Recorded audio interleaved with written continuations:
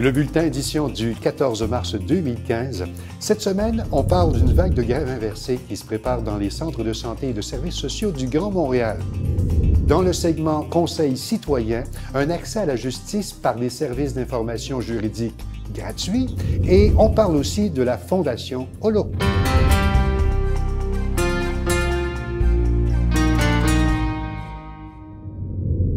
Bienvenue au bulletin, mesdames et messieurs. Une vague de grève inversée se prépare dans les centres de santé et de services sociaux du Grand Montréal pour dénoncer les compressions budgétaires dans le secteur de la santé décidées par le gouvernement. Robert Poisson est président du syndicat des travailleurs CSN du C3S d'Antique Montréal-Nord et il s'est déplacé pour nous en parler. Monsieur Poisson, bonjour. Bonjour. Dans quelques instants, vous allez nous expliquer ce qu'est une grève inversée, mais avant, bossez-nous un tableau de la situation. Quelles sont vos craintes précisément?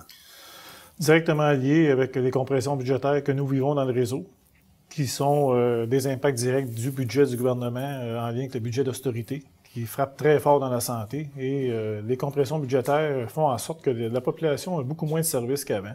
Avant, quand il y avait des compressions budgétaires, on pouvait dire qu'il y avait diminution de travailleurs, mais le service pouvait être donné de façon différente. Mais maintenant, l'expression « il n'y a plus de gras dans le réseau de la santé », il n'y a plus de gras, on est rendu à l'os. Et c'est maintenant les services qui sont attaqués directement. Donc, nous, pour protéger ces services-là, initiative qui vient de C3S Laval en passant, fait en sorte qu'il y a une vague présentement à Montréal pour pouvoir mettre tout le monde au même diapason et que finalement que la population au complet puisse bénéficier de cette vague-là. Ce que j'aimerais comprendre, M. Poisson, il y a le ministre des Finances qui va déposer son budget le 26 mars. Vous savez déjà qu'il y aura telle coupe ou telle grosseur de budget dans la santé, même avant que ce budget soit présenté? Le gouvernement a été très clair la dernière fois qu'il a déposé au moment où il a été élu, le premier budget a annoncé des coupures de 5 à 6 milliards dans les santé et services sociaux. Et on sait, nous, d'entrée de jeu, que les compressions qu'on a vécues l'année dernière, mais cette année qui se termine au 31 mars, à la hauteur de près de 8 millions de dollars, devrait être le double pour l'année qui s'en vient. Donc, inévitablement, il va y avoir des impacts en quelque part, là. Est-ce que vous ressentez déjà ces impacts présentement? Présentement, oui. Je vous dirais qu'il y a des secteurs qui sont plus névralgiques que d'autres. Si on regarde les services à domicile, où il y a eu présentement dans le réseau le fameux Lean Production qu'on appelle en faire plus avec moins. Et c'est clair que maintenant, on peut dire qu'il y a beaucoup plus de visites à domicile, mais c'est pas des visites de qualité. On y va beaucoup plus sur la quantité que sur la qualité. Donc, il y a des impacts au niveau des services donnés à la population, là. Si on parlait maintenant de ces fameuses grèves inversées à venir, vous allez, j'essaie de bien saisir, et j'aimerais que dans quelques minutes, nos téléspectateurs puissent bien comprendre ce que c'est aussi. Pour sauver des postes, vous allez, ce que je comprends, vous servir de la loi sur les services essentiels. En fait, c'est ça. Tout à fait. Nous, dans le secteur public, si on veut déclencher une grève, il faut qu'elle soit légale, sinon on est assujetti à des pénalités autant monétaires que de perte d'ancienneté, la fameuse loi 160. Et normalement, ce qui est particulier dans ce mandat-là, c'est que c'est pas un mandat qui est relié à la négociation de notre convention collective. Parce que du même coup, on est en train notre convention se termine le 31 mars, on est en train de regarder les dépôts patronales et vice-versa. Mais nous, c'est vraiment en lien avec les compressions qui s'en viennent et c'est vraiment en lien avec les services à la population. Je vais vous donner un exemple. Dans un service donné, il y a 10 travailleurs, le gouvernement, l'employeur chez nous décide de couper 3 travailleurs dans ce département-là. Donc, on se ramasse en bas du 90 %. Nous, on déclenche la grève volontairement pour obliger l'employeur à mettre 90 % du staff, des travailleurs. Donc, à l'origine, on se fait imposer les services essentiels. Dans ce cas-ci, nous, on veut l'imposer à l'employeur. C'est ça la différence quand on parle d'inverser. Oui, mais l'employeur a quand même son budget. Il peut vous dire facilement oui, mais regarde, on n'a pas les moyens d'offrir un salaire pour d'autres. C'est pas nous qui avons fait les paramètres de la loi des services essentiels. Si le gouvernement veut revoir ces paramètres, c'est une chose, mais nous, on considère qu'on est tout à fait légal. On n'arrête pas de... Vous savez que quand on tombe en grève, on n'a jamais une bonne cote au niveau de la population. On est tout le temps, les médias disent tout le temps, on prend les populations en otage. Mais nous, c'est pas nous qui fait en sorte que ces compressions-là, c'est pas nous qui décident des compressions. On est des victimes, nous autres, là-dedans. Nous, on veut tout simplement tourner au ridicule cette loi-là. Quand elle est imposée dans le cadre de négociation de convention collective, parce que du même coup, on est à la recherche présentement de mandats de grève générale illimitée pour notre convention collective. Là. Fait qu'il y a plusieurs aspects présentement dans le réseau de la santé qui sont en train de se dérouler. Là. Il y a le C3S de Laval. Vous en esquissiez un mot tout à l'heure, qui a tenté, ça c'était en octobre dernier, de déclencher une grève semblable pour, ça c'était, si ma mémoire est bonne, pour contester les premières compressions de personnel qui leur étaient imposées. Mais ça avait été jugé illégal. Et pourquoi ce serait différent présentement? Ça n'a pas fonctionné pour eux autres. L'information est fausse. Au départ, c'était une grève illégale. Okay. Le C3S, les travailleurs, eux qui représentent le même type de catégorie que nous, parce que vous savez qu'il y a plusieurs catégories d'emploi dans le réseau de la santé. Nous, on représente les généraux, là, tout ce qui est paratechnique, employés de bureau, métiers et services auxiliaires. Et il y avait des compressions au niveau d'unités de débordement de l'urgence et d'un commun accord, les syndiqués et le syndicat trouvaient que ça n'avait pas de bon sens pour les mêmes raisons que je vous dis, au niveau des services à la population. Et eux, d'entrée de jeu, sont allés sur une grève illégale. Ils se sont ramassés devant la Commission des relations de travail et il y a eu des discussions à ce niveau-là.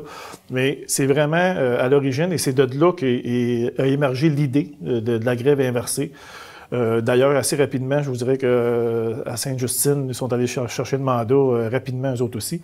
Donc, il y a eu un objectif que c'est pas juste un établissement qui vit cette réalité-là. Nous, à la CSN, ce qu'on veut, c'est que démontrer qu'on est très préoccupés par rapport aux services. Et Laval ont été quand même précurseurs à ce niveau-là. Est-ce que c'est un mouvement qui ne touche que les syndiqués CSN? Pour le moment, oui. Mais il y a des rumeurs comme quoi qu'il y aurait peut-être d'autres organisations, mais pour le moment, c'est juste CSN. Vous avez déjà des C3S qui se sont prononcés en faveur de ce mouvement. Vous en avez 4 ou 5 présentement là, de la région montréalaise. Oui. Et vous disiez aussi l'hôpital Sainte-Justine. Oui, l'hôpital Sainte-Justine. Il y a C3S Bordeaux-Quartier-Ville, il y a le sud-ouest de Montréal. Là, je vois rapidement, là, j'en oublie ça. Il y a je me rappelle celui de Verdun aussi. C'est celui-là, le sud-ouest à Verdun. Oui. Écoutez, j'en oublie. Mais bref, c'est un mouvement qui semble accrocher pas mal de syndiqués et on adhère de plus en plus là, à ce mouvement à venir. Écoutez, nous, le fin fond de l'histoire là-dedans, c'est qu'on veut qu'au moment où on va déclencher ces grèves-là, si le gouvernement veut changer les paramètres de la loi des services essentiels, il va falloir qu'il nous explique pourquoi que nous, quand on négocie nos conventions collectives, on nous oblige. Vous savez que quand on nous demande d'être 90 % des travailleurs dans le cas de grève, souvent ça représente plus de monde que les fins de semaine. Donc, c'est vraiment ridicule, là. Nous, on subit cette loi-là. Donc, on veut s'en servir pour la population, tout simplement. Et on espère que ça va amener une réaction dans la population. Parce que vous savez, moi, je suis un travailleur du réseau, mais je suis aussi un citoyen qui a besoin des services et je suis au bord de ma retraite et c'est pas très sain ce qui s'en vient. Là. Quand comptez-vous déclencher ces grèves? Nous, notre mandat de grève est effectif à partir du 1er avril, mais c'est vraiment au moment où les compressions budgétaires vont être en force. Que c'est là que les coupures vont être précises. Ce que je vous ai pas dit, c'est qu'en plus d'être un mandat de grève inversé, ça va être fait par quart de travail et par service. Donc, dans le même service donné, il peut y avoir des compressions juste une quart de nuit et il n'y aura pas de déclenchement de grève de jour et de soir. Donc, ça aussi, c'est particulier, là. Robert Poisson, merci beaucoup d'être venu nous expliquer un peu ce que sont ces grèves inversées, ce mouvement qui s'en vient. Merci d'avoir été avec nous. Merci à vous, M. Pelletier.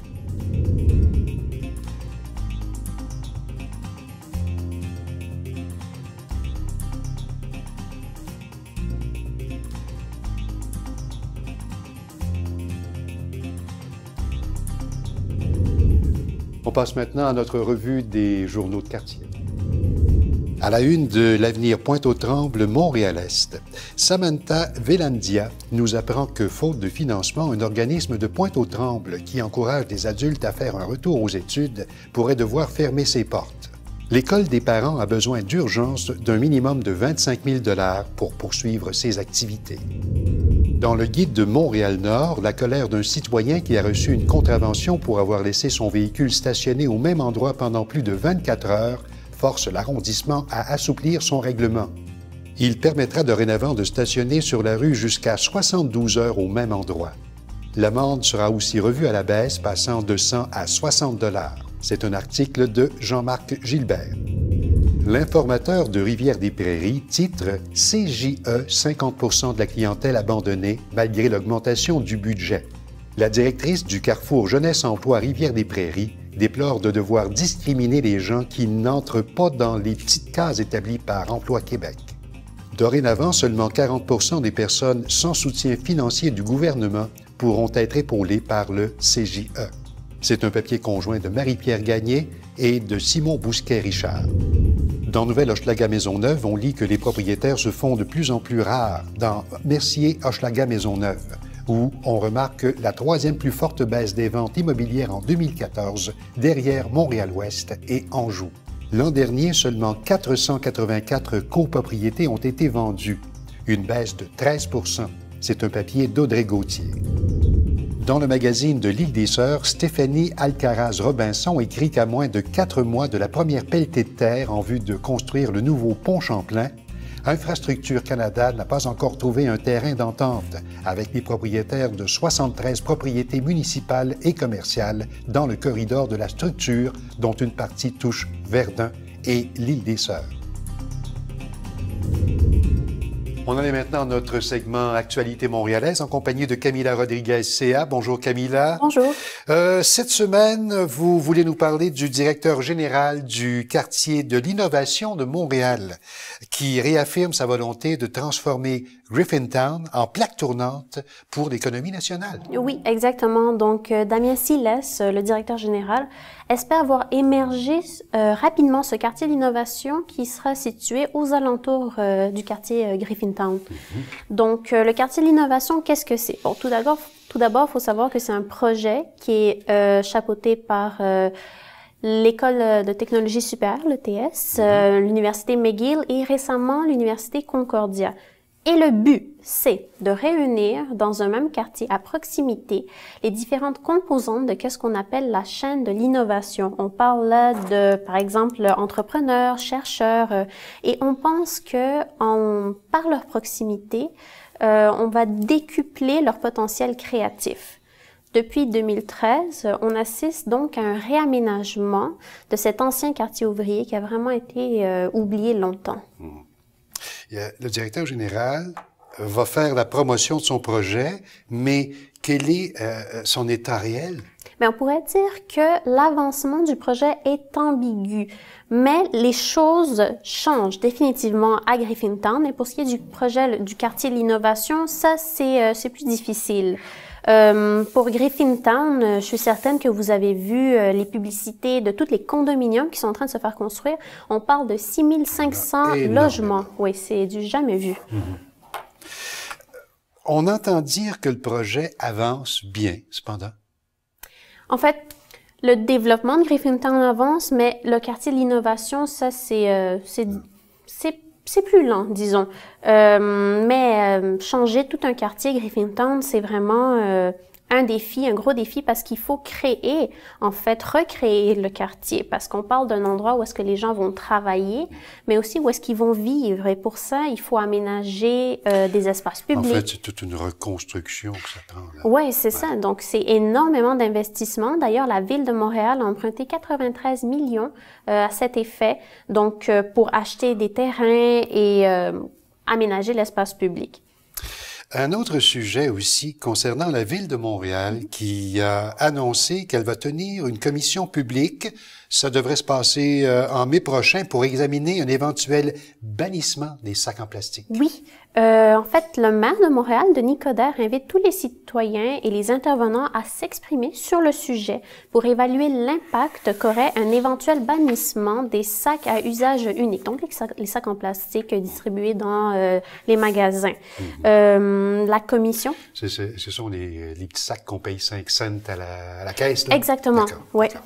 Et la Commission doit mesurer les impacts autant économiques, mais aussi sociaux et environnementaux qu'aurait ce possible bannissement, mais aussi se pencher sur les expériences que d'autres villes et États, aux États-Unis par exemple, ont eues concernant ce genre de projet. Est-ce qu'il y a beaucoup de villes qui ont ou interdisent présentement les sacs en plastique? Mais c'est quelque chose qui commence à se voir de plus en plus.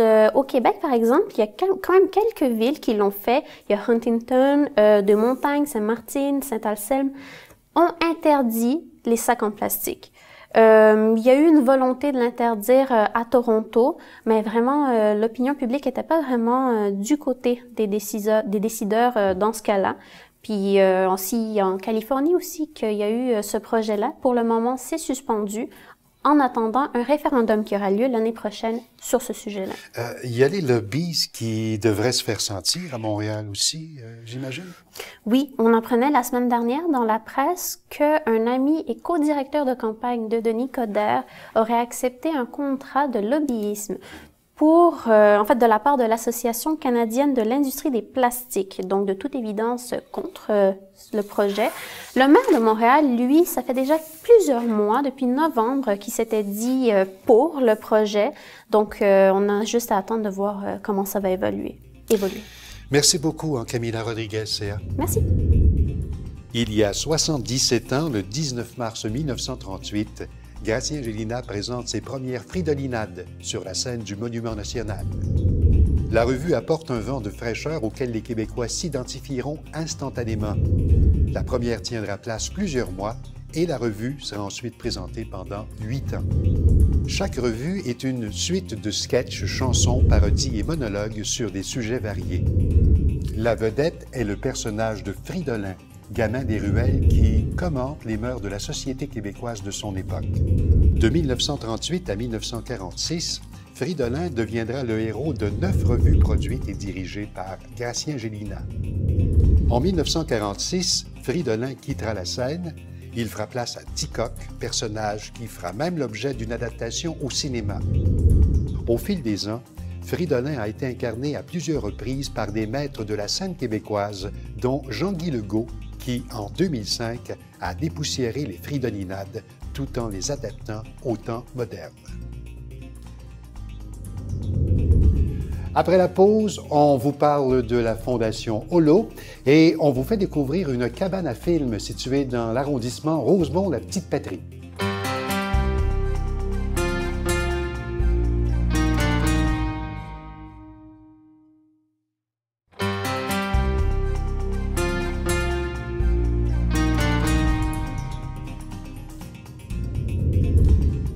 On est de retour de la pause.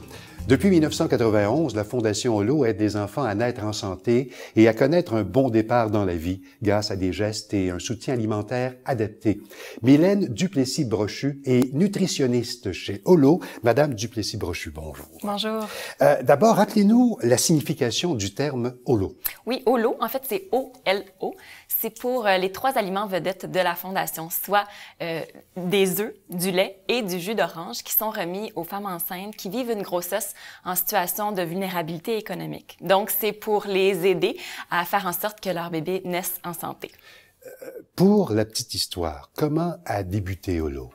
Oui, en fait, le premier bébé Holo est né dans la région de Valleyfield en 1983. Donc, c'est suite aux travaux de Agnès Higgins du dispensaire diététique de Montréal et au constat de l'impact de l'importance de l'alimentation de la maman lors de la grossesse et l'impact que ça avait sur leurs futurs enfants que des intervenants se sont mobilisés pour justement créer le programme Holo. Donc, suite à cette première naissance-là, d'autres programmes ont vu le jour un peu partout dans la région et c'est en 1991 que la Fondation Holo a vu le jour. Donc, c'est encore un impact important qu'on a au sein des familles québécoises parce que encore aujourd'hui, il y a près de 1 enfant sur 5 qui naît dans une famille sous le seuil de faible revenu et c'est encore plus important dans la région de Montréal où il y a 1 enfant sur 3. 20% des enfants. Oui, malheureusement. La Fondation Holo a récemment élargi sa mission et accompagne les familles jusqu'à ce que leur enfant ait 2 ans. Pourquoi cet élargissement? Oui, en fait, c'est parce qu'on s'aperçoit que, oui, c'est important l'alimentation pendant la grossesse, mais aussitôt que l'enfant naît, encore une fois, c'est très important de pouvoir poursuivre l'accompagnement auprès des familles. Parce que pendant cette période-là, qui est une période très importante de changement, ça représente aussi un moment important pour justement guider les parents à développer de saines habitudes alimentaires. Donc, pour ce faire, la Fondation Holo a décidé de mettre de l'avant 3 comportements, soit bien manger, cuisiner et manger en famille. Pourquoi est-ce que les comportements alimentaires sont si importants avant 2 ans? En fait, la période des 1000 jours, comme on l'appelle souvent, c'est une grande fenêtre d'opportunité où il est important de favoriser le développement de l'enfant. Lors de la grossesse, on le sait, c'est bien connu, l'alimentation de la mère a un impact important sur le développement du fœtus. Mais lorsque l'enfant naît aussi, les parents vont développer des comportements alimentaires et les comportements que les enfants vont commencer à développer et à adopter vont souvent être des comportements qui vont être adoptés à long terme. Donc, c'est le bon moment, justement, pour optimiser ces comportements-là. Chaque année, Holo rejoint combien de futures mamans et combien de futurs bébés? Et j'irais même à dire combien de papas, tant qu'à y être? Oui, tout à fait, parce qu'avec l'élargissement de la mission, on est maintenant auprès de l'ensemble de la famille. Donc, à chaque année, la Fondation Holo est en mesure de rejoindre près de 15 000 familles pour leur bébé. Ça veut dire que depuis la création de la Fondation Holo, on a été en mesure de rejoindre plus de 200 000 bébés pour les aider à connaître un bon départ dans la vie. Quand vous dites rejoindre, Holo, œufs, lait, jus d'orange, ce sont des denrées essentielles qui sont distribuées à ces gens qui en ont besoin. Comment se fait cette distribution? Oui, les suivis, en fait, sont disponibles partout à travers la province. C'est vraiment à travers le Québec qu'il est possible d'avoir accès au programme Holo.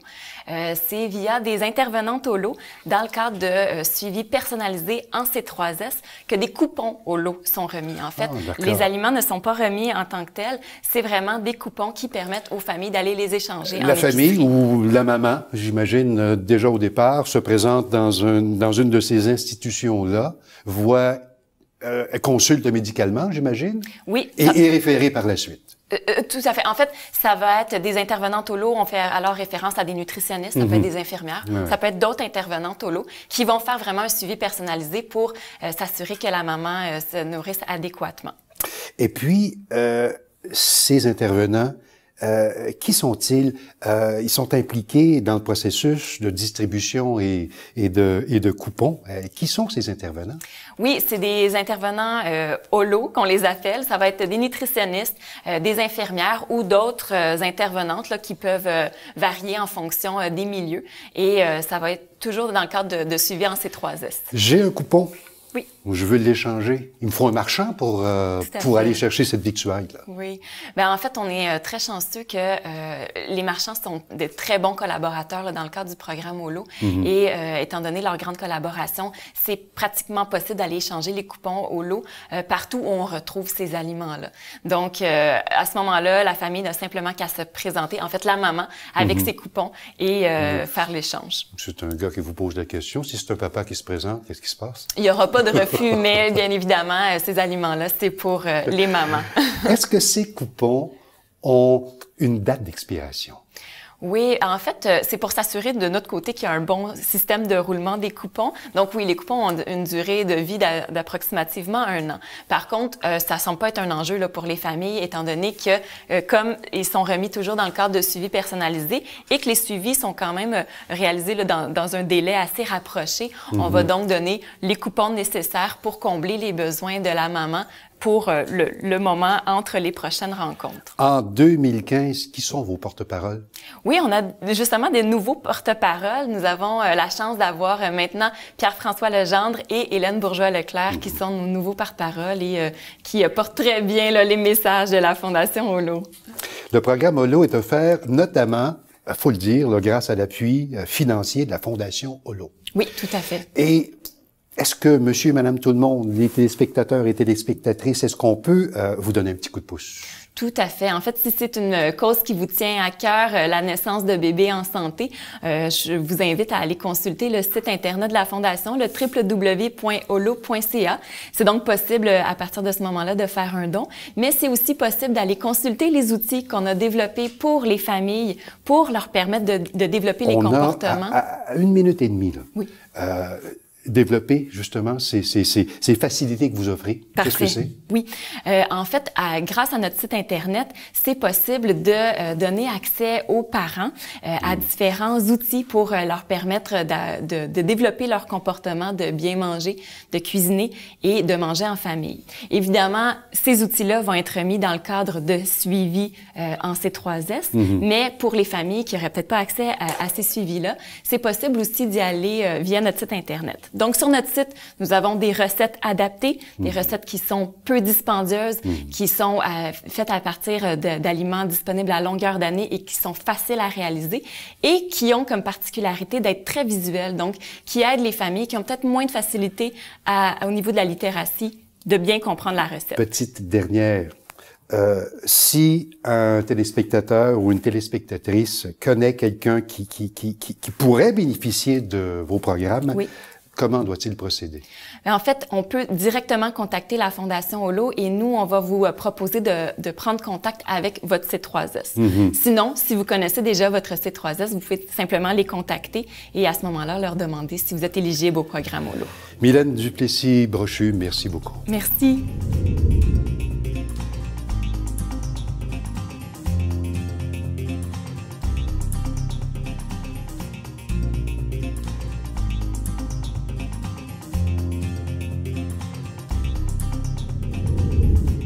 Un jour, 2 jeunes résidents de l'arrondissement de Rosemont-la-Petite-Patrie décident de répondre à l'appel lancé par le regroupement des tables de concertation de la Petite-Patrie.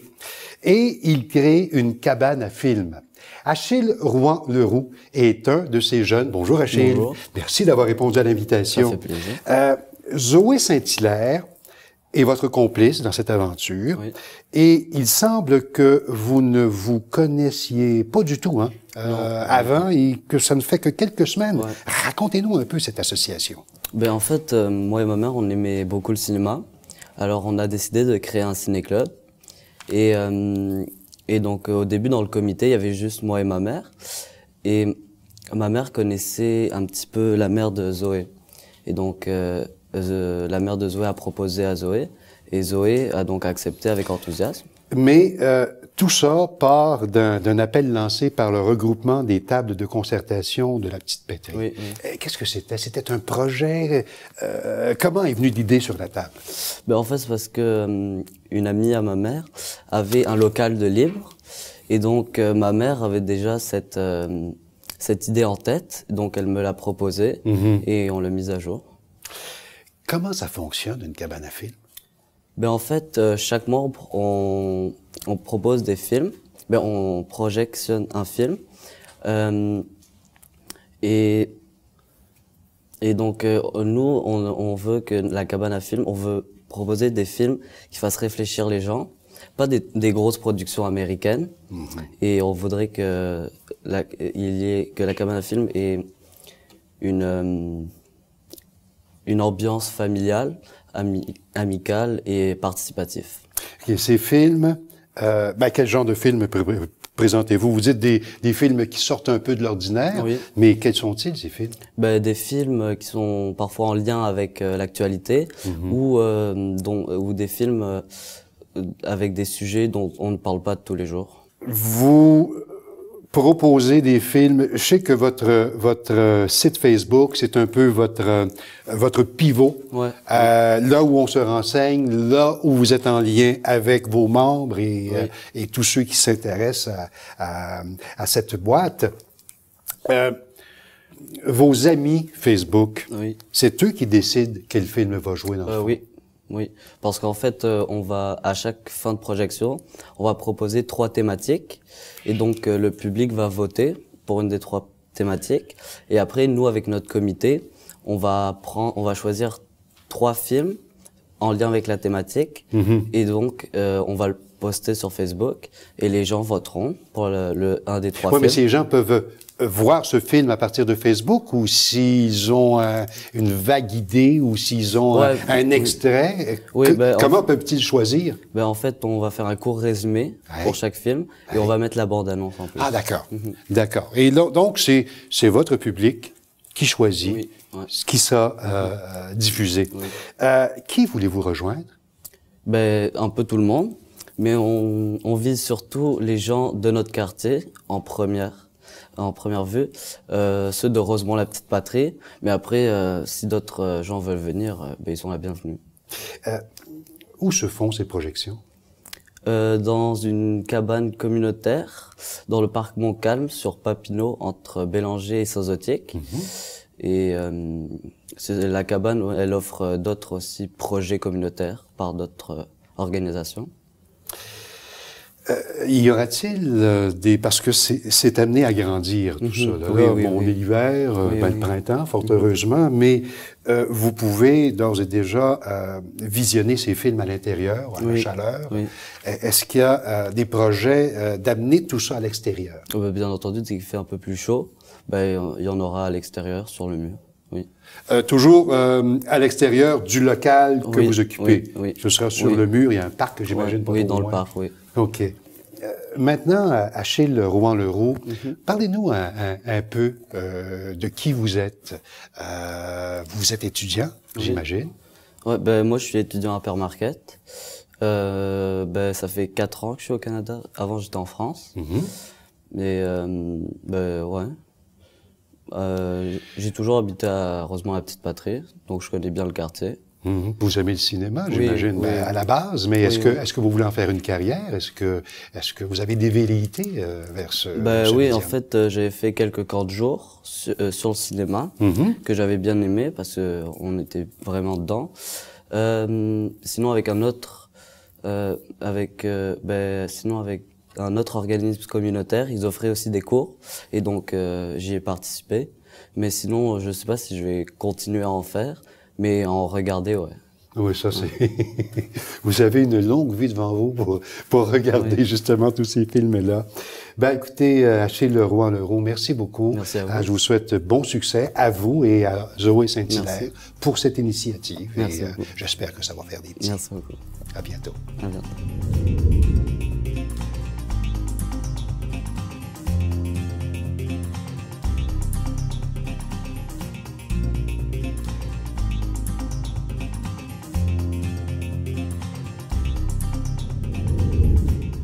Depuis 30 ans, le Centre L'Artigue offre des cours de francisation aux nouveaux arrivants qui veulent mieux s'intégrer à la société québécoise.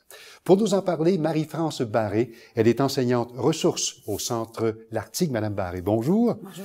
Combien d'élèves recevez-vous chaque année? Chaque année, ça peut aller entre 1000 et 1500 dossiers qu'on a ouverts. Mais ça ne veut pas dire que ces gens-là vont rester en formation.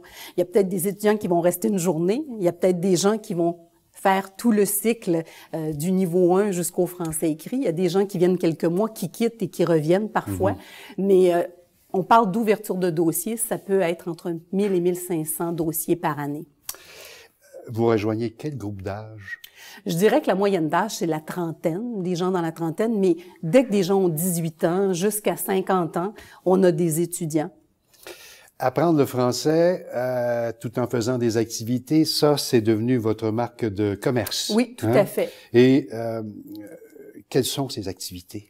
En fait, il y a une grande variété. Évidemment, ça dépend du niveau du groupe, du niveau de l'enseignement, de l'apprentissage. Et ça dépend aussi des intérêts des enseignants et des élèves. Mais on essaie de faire en sorte que nos étudiants apprennent le français, bien sûr, avec le programme du ministère, avec la grammaire, la conjugaison, toutes les notions de base nécessaires pour apprendre une langue, mais d'essayer de favoriser un transfert des apprentissages.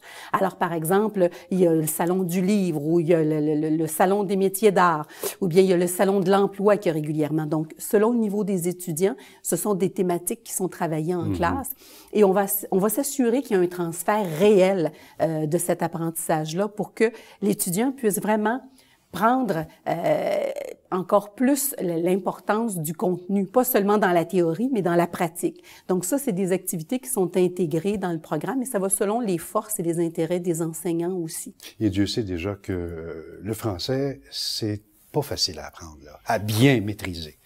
Non, c'est pas facile. Puis aussi à Montréal, ben on a un incontournable. C'est que beaucoup de gens peuvent fonctionner très longtemps en anglais. Ouais. Donc c'est un défi. Si on était en région, ben ce serait l'immersion totale. Alors ça, c'est un avantage. Mais Montréal, on sait que grand nombre de gens peuvent fonctionner très longtemps en anglais et ne jamais utiliser le français. Mais je pense que nos étudiants sont réellement motivés et on essaie de faire en sorte que ce soit séduisant à apprendre le français. Parlez-moi un petit peu du projet que vous nommez les élèves compteurs. Oui, alors c'est un projet qui a vu le jour en 2004, si je ne me trompe pas, et c'était en lien avec le ministère de l'Éducation. C'était un projet d'éveil à la lecture et à l'écriture dans le quartier Sainte-Marie. Et donc, plein de partenaires se sont rencontrés pour monter ce projet-là. C'était autant les centres de la petite enfance que les écoles primaires, les garderies.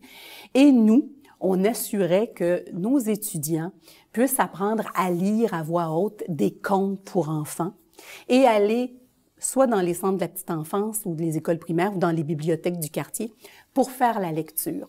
Donc, c'était vraiment donnant-donnant. On avait besoin d'un public, les enfants du quartier. Et pour nos étudiants, c'est l'occasion de lire de façon fluide à voix haute en travaillant la phonétique, la compréhension et d'être capable, donc, de parler aux enfants et de se faire comprendre. Alors, c'est un projet qui est assez fabuleux.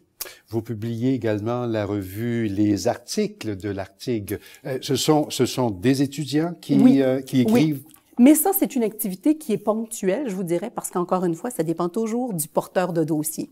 Alors, selon les enseignants qu'on a en poste, parce que c'est pas toujours des enseignants permanents qui sont là, donc selon les forces, les intérêts, les passions des enseignants et le bon vouloir des élèves, oui, il y a eu le journal des articles qui a été fait et on essaie de le renouveler régulièrement, mais ça, c'est assez ponctuel. Quel est votre taux de réussite? Écoutez, c'est difficilement mesurable, je vous dirais, parce que comme je vous dis, il y a des étudiants qui vont peut-être faire 2 ou 3 sessions chez nous et ils vont dire « j'ai trouvé un emploi ». C'est pas un échec. Il a quitté l'école, mais c'est pour aller travailler. Donc, ça veut dire que... C'était le but de l'exercice aussi, c'était le but au de départ. l'exercice. Alors, c'est très difficile de mesurer ça. Mais je vous dirais qu'on a généralement un très bon contact avec nos anciens étudiants qui nous donnent des nouvelles, qui nous écrivent. On a une page Facebook aussi. Donc, on a des nouvelles de nos anciens étudiants. La plupart de nos étudiants sont déjà scolarisés dans leur pays d'origine. Donc, grand nombre ont déjà une profession. Quelques-uns vont revoir peut-être leur plan de carrière ici pour s'adapter évidemment à la société d'accueil. Mais le taux de réussite, je pourrais pas vous dire oui, c'est 80%, parce que dans le fond, c'est un continu. Et c'est pas parce que quelqu'un n'a pas fait en boucle la formation qu'il reviendra pas plus tard poursuivre. Et la vie va les amener aussi à améliorer leur français. Quels sont les prérequis pour aller chez vous? En fait, il y a une question de papier, évidemment, dans le sens que ça prend soit une carte de résidence permanente ou bien une carte d'immigrant reçu ou bien être né au Canada. Des papiers en règle. Oui, des papiers en règle. Puis on a beaucoup d'étudiants aussi qui nous viennent des autres provinces canadiennes aussi, qui étudient chez nous le français. Donc ça, c'est déjà un prérequis. Et bien sûr, pour suivre le rythme du programme, idéalement, on pense que les gens devraient avoir au moins 10 ans et plus de scolarité, parce que c'est un programme qui est assez rapide. Il y a un autre programme qui s'appelle Francisation Alpha que nous avons déjà offert, mais actuellement, la clientèle n'est pas assez nombreuse pour pouvoir poursuivre cette offre de service.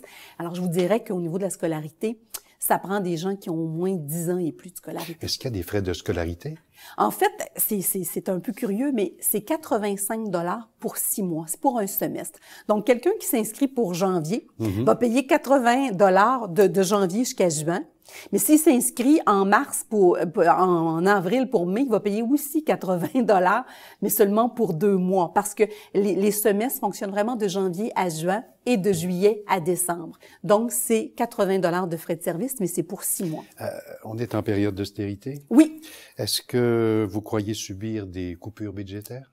Probablement, mais actuellement, je vous dirais que c'est un petit peu difficile d'évaluer si ça vient vraiment des mesures d'austérité annoncées ou bien si ça vient tout simplement de la baisse de clientèle. Parce que comme les politiques au niveau de l'immigration ont beaucoup changé et qu'on tend à chercher de plus en plus des immigrants déjà francisés, c'est sûr que chez nous, on voit déjà le résultat, c'est qu'il y a moins de gens qui se présentent et qui se bousculent aux portes. Et la pyramide est inversée. Avant, on avait beaucoup d'élèves débutants, moins de niveau avancé. Et actuellement, on a beaucoup plus de groupes de niveau avancé que de groupes de niveau débutant. Petite dernière question. Quels sont les défis que vous avez pour 2015? En fait, 2 qui seraient importants. Je voudrais premièrement maintenir le nombre d'élèves en classe et essayer même de l'accroître si c'est possible. Ça, c'est pour maintenir les postes et l'emploi de tout le monde et continuer d'offrir des services de qualité. Et peut-être aussi développer de nouveaux services puisque la vie change. Qui serait? On vient de commencer un nouveau projet avec les Faubourgs, l'école des Faubourgs, parce qu'on réalise qu'il y a quelques étudiants qui seraient acceptés comme infirmiers ou infirmières auxiliaires, mais il manque une certaine fluidité au niveau de la langue française. Donc, on a un projet où est-ce que nous, on reçoit ces gens-là, on travaille justement l'oral et la communication. Il y a du bénévolat qui se fait en CHSLD avec cette clientèle-là pour que rapidement ils puissent aller en formation au Faubourg comme infirmiers auxiliaires. Madame Barré, régulièrement, vous avez des journées portes ouvertes aussi. Oui, alors ça sera notre 3e édition et pour le 30e anniversaire, le 17 avril prochain, un événement porte ouverte. Chaque local de classe devient une région du Québec et nos étudiants vont vous parler de la Gaspésie ou du Lac-Saint-Jean comme s'ils y étaient nés. Donc, c'est une invitation à tous, 17 avril. Marie-France Barré, merci beaucoup. C'est un plaisir. Après la pause, nos conseils citoyens.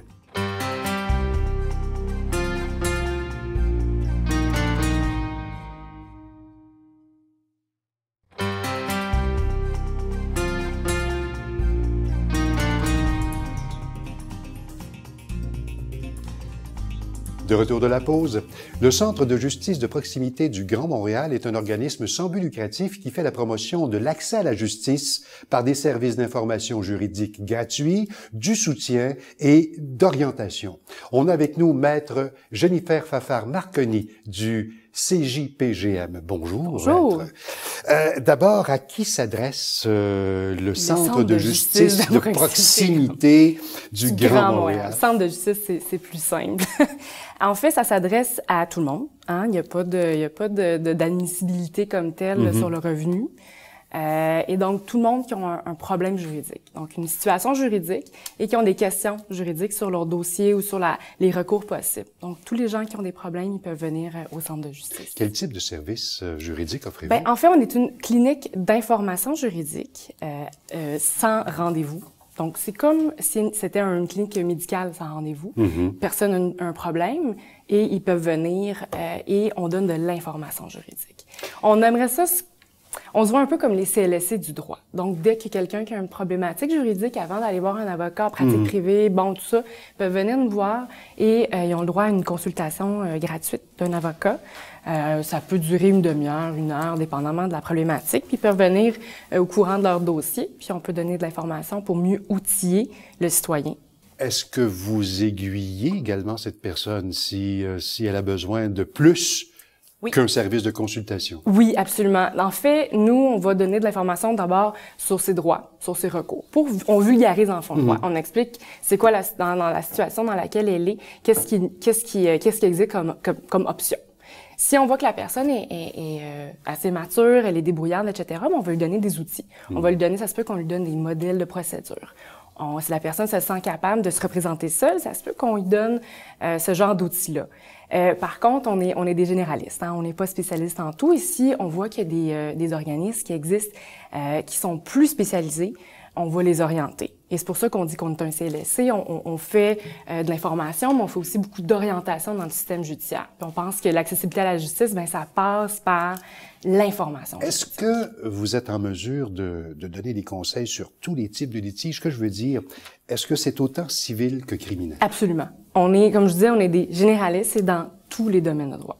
C'est sûr qu'on n'est pas spécialiste en quelque chose, et quand le problème devient trop complexe et la personne requiert un avis juridique, à ce moment-là, ben là, on peut pas l'aider. Par contre, tout ce qui est famille, tout ce qui est logement, travail, quelqu'un qui voudrait contester un ticket, une amende. Donc, les problèmes juridiques courants, de la vie courante, c'est ça qu'on dit dans le fond. Mais quelqu'un qui voudrait aller à la Cour suprême, on n'est pas... malheureusement, on touche pas à ça. Qui sont ceux et celles qui composent l'équipe chez vous? On est 5 avocats. Il y a quatre avocats qui font du service à la clientèle, qui répondent aux questions des gens. Il y a moi, qui est plus aux communications et à la gestion documentaire, donc qui va développer des séances d'information, qui va développer des outils d'information pour le public. Et on a notre directrice générale, qui est également une avocate, et on a une adjointe à la réception. Et bien évidemment, un organisme communautaire a besoin d'étudiants bénévoles, donc des étudiants bénévoles de toutes les universités, toutes les facultés de droit de Montréal, qui nous aident.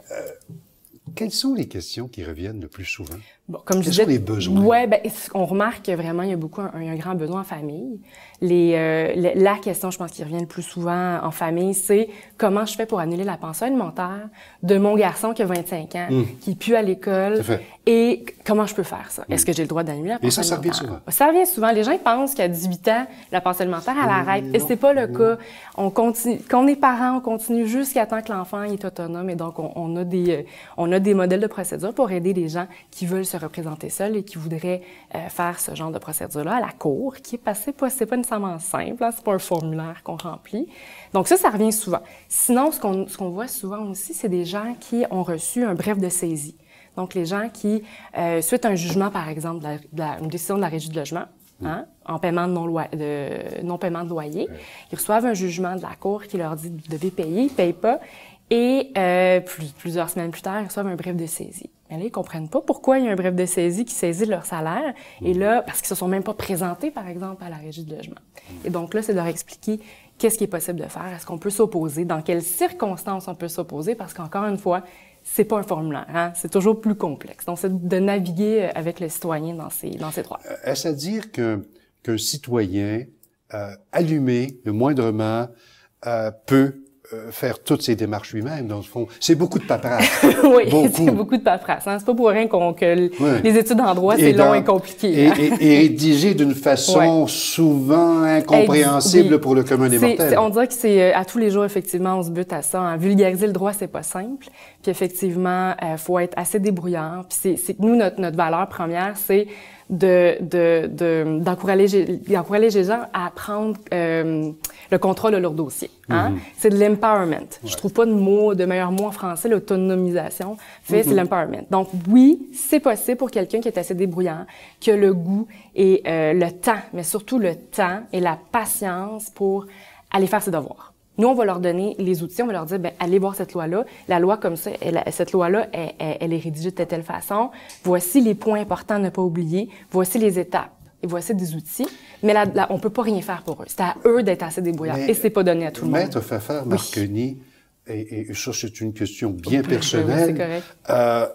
Pourquoi c'est rédigé d'une façon aussi opaque pour la population? J'ai pas de réponse. Hein. On dirait que ça remonte à très longtemps. Les lois, c'est très, très, très longtemps. J'ai pas de réponse. Mais en ce moment, je sais que le ministère de la Justice, le gouvernement, etc., le législateur qu'on appelle, sont en train de réviser tout ça. Il y a une réforme là, qui s'en vient en 2016 sur le Code de procédure civile pour l'alléger. Pour rendre ça plus allégé, et nous, on a hâte de voir ça. Pour voir vous offrez des séances d'information juridique gratuites. Oui. Il y en a une qui s'en vient d'ailleurs. Oui, la semaine prochaine, vendredi prochain. Le divorce, c'est un sujet qui revient souvent. Les gens se demandent, moi, je veux divorcer, comment ça fonctionne, quelles sont les différentes étapes à suivre. Et après ça, la garde d'enfants, la pension alimentaire, la médiation, tout ça. Donc, on fait une séance d'information vendredi prochain. Et on a aussi des séances d'information qui reviennent à tous les mois sur comment rédiger une mise en demeure. Ça, c'est simple. C'est simple. C'est pas si simple, mais c'est quelque chose que quelqu'un pourrait faire. Il y a des échéanciers à respecter. Exact, tout ça. exact. Puis c'est expliquer qu'est-ce qu'on doit retrouver dans une mise en demeure. Voilà. Comment on s'inscrit? À cette séance-là, on appelle tout simplement au numéro de téléphone le 514-227-3030. 3782. Oui. Exactement. Ou par courriel, montréal@cjpqc.ca. Exactement. Toutes les informations sont sur notre site Internet si vous voulez avoir plus d'informations sur les séances à venir également. Vite, là, quels sont vos grands défis pour 2020? Les grands défis, ben c'est sûr qu'on est dans le communautaire. Hein, on bénéficie d'une subvention du ministère de la Justice, mais on a quand même des ressources limitées. Et sinon, pour nous, c'est vraiment d'offrir un service de qualité malgré nos ressources limitées. On reçoit à peu près 100 personnes par semaine, 130 personnes par semaine. Pour une équipe de 4 avocats, c'est beaucoup. Donc, c'est de continuer avec notre passion, notre motivation, de bien servir le client, de bien vulgariser. Maître Jennifer Fafard-Marconi, merci beaucoup. Ça m'a fait plaisir. Tout de suite, le babillard communautaire. Et d'ailleurs, le Centre de justice de proximité du Grand Montréal vous invite à sa séance d'information gratuite sur le divorce le vendredi 20 mars. Cette conférence grand public vise à démystifier la procédure judiciaire entourant le divorce. Elle est donnée dans les locaux du Centre de justice de proximité du Grand Montréal. L'inscription est obligatoire au 514-227-3782. Si vous avez 16 ans ou plus et êtes à la recherche d'un travail pour cet été, la Ville de Montréal est actuellement à la recherche de sauveteurs pour la saison estivale. Vous devez détenir la certification de sauveteur national piscine pour postuler. Vous avez jusqu'au 29 mars pour le faire sur le site web de la Ville de Montréal. Le poste de quartier 24 du SPVM qui dessert Outremont et Ville-Mont-Royal est à la recherche de personnes disponibles 5 jours par semaine durant l'année scolaire pour faire le remplacement des brigadiers scolaires permanents. Le salaire est de 14,62 $ l'heure. Les personnes intéressées peuvent compléter une demande d'emploi au poste de quartier 24 situé au 1435 avenue Van Horn à Outremont. La Société des orchidophiles de Montréal présente l'exposition Orchidexpo le week-end du 28 et 29 mars au Cégep de Maisonneuve. Les plus de 800 variétés d'orchidées à admirer proviennent de la collection privée du Jardin botanique de Montréal ainsi que de collectionneurs privés. Des spécialistes seront sur place pour répondre aux questions du public. Du 28 mars au 9 mai, l'église Saint-James vibrera au son de 11 concerts gratuits et originaux allant du flamenco à la musique traditionnelle en passant par le jazz. Le premier spectacle de la série sera présenté le 28 mars par la chanteuse et guitariste Mamzelle Ruiz. L'église est située au 1439 rue Sainte-Catherine-Ouest, métro Guy Concordia. L'Écomusée du Fier-Monde vous invite à son exposition « À cœur de jour, grandeur et misère d'un quartier populaire » qui raconte l'histoire du Centre-Sud, un microcosme de la révolution industrielle à Montréal. Au fil de l'exposition, découvrez des objets et des photographies qui retracent son parcours. C'est présenté du mercredi au dimanche au 2050 rue Amherst. Plus de détails au 514-528-8444. Voilà qui complète cette édition du Bulletin, mesdames et messieurs. Vous pouvez revoir l'émission sur notre site tcftv.ca et nous sommes également présents sur le réseau Facebook. À la semaine prochaine.